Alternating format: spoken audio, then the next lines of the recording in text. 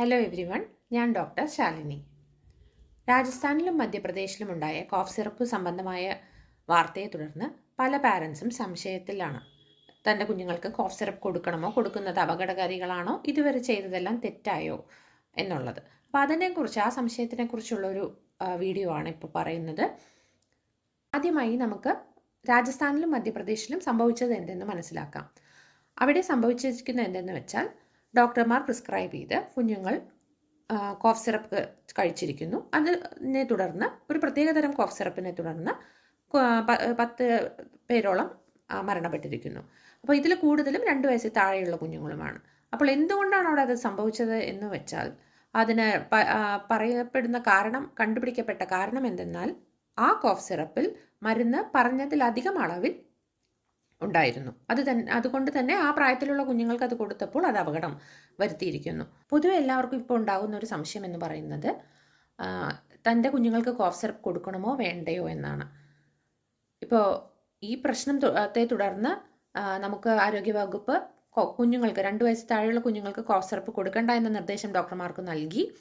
എന്നിരുന്നാലും ഇതിനു മുമ്പ് പല കുഞ്ഞുങ്ങൾക്കും കോഫ് സിറപ്പ് ലഭിച്ചിട്ടുണ്ടാകും. അതിനെക്കുറിച്ച് പാരൻസിന് ഭയവും ഉണ്ടാകും. പക്ഷേ ഇതിൻ്റെ നിജസ്ഥിതി എന്തെന്ന് വെച്ചാൽ, കോഫ് സിറപ്പുകൾ എന്ന് പറയുന്നത് പലതരത്തിലുള്ളവയാണ്. ചുമ തന്നെ എന്നെ വിളിക്കുന്ന പല പേഷ്യൻസിനും അറിയാം, അല്ലെങ്കിൽ പാരൻസ് പലപ്പോഴും വിളിച്ച് മോന് ജലദോഷത്തിന് കാണിച്ചിട്ട് പോയിട്ട് ചുമയുണ്ട്, ഈ ചുമയുടെ മരുന്ന് കൊടുത്തോട്ടെ എന്ന് ചോദിച്ച് വിളിക്കുന്നുണ്ട്. അപ്പോൾ ചുമ എന്ന് പറയുന്നത് പലതരമാണ്.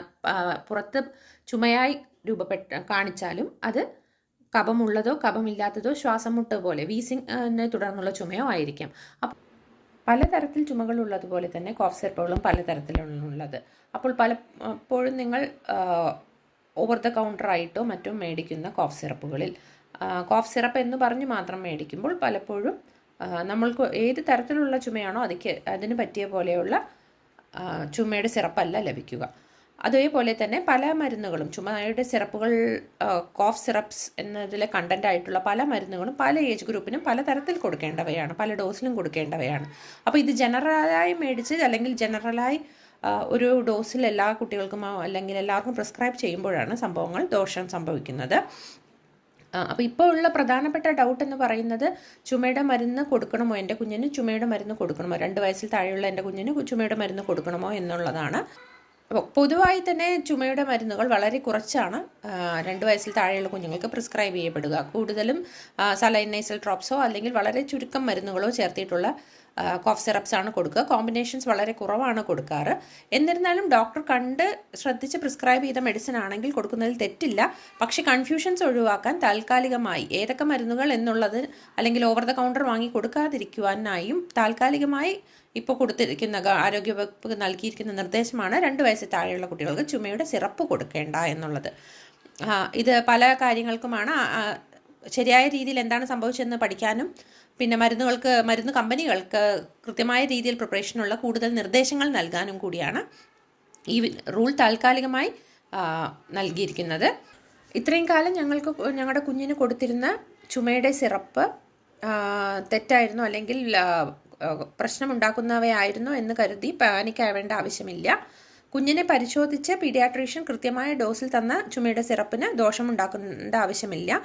കൃത്യമായ നല്ല രീതിയിൽ പ്രിപ്പയർ ചെയ്ത് നല്ലൊരു ഫാർമസ്യൂട്ടിക്കൽ കമ്പനി കൃത്യമായി FDA അംഗീകരിച്ച രീതിയിൽ പ്രിപ്പയർ ചെയ്ത കോഫ് സിറപ്പ് ദോഷം ചെയ്യുന്നതല്ല. രാജസ്ഥാനിലും മധ്യപ്രദേശിലും ഈ പ്രിപ്പറേഷനിലായിരുന്നു പ്രശ്നം എന്നാണ് മനസ്സിലാക്കാൻ സാധിച്ചിരിക്കുന്നത്. കൂടുതൽ ഡീറ്റെയിൽ ആയിട്ട് സ്റ്റഡീസിലൂടെയും ബാക്കി ഇൻവെസ്റ്റിഗേഷനിലൂടെയും മനസ്സിലാക്കാൻ സാധിക്കുന്നതാണ്. എന്നിരുന്നാലും വളരെയധികം ഭയപ്പെടേണ്ട ആവശ്യം ഇപ്പോൾ ഇല്ല. കുഞ്ഞുങ്ങളെ എപ്പോഴും കുഞ്ഞുങ്ങളുടെ കാര്യത്തിൽ പ്രത്യേകിച്ച് ഓവർ ദ കൗണ്ടർ മെഡിസിൻസ് വാങ്ങാതിരിക്കുകയും, അല്ലെങ്കിൽ ചുമയ്ക്ക് വരുമ്പോൾ മുൻപ് നൽകിയിരുന്ന മെഡിസിൻ തന്നെ പിന്നെയും നൽകാതിരിക്കുകയും, കുട്ടിയെ ഡോക്ടറുടെ അടുത്തേക്ക് കൊണ്ടുപോയി പരിശോധിച്ച് കൃത്യമായി വേണ്ട തരത്തിലുള്ള മരുന്ന് മാത്രം നൽകുകയും ചെയ്യേണ്ടത് ആവശ്യമാണ്.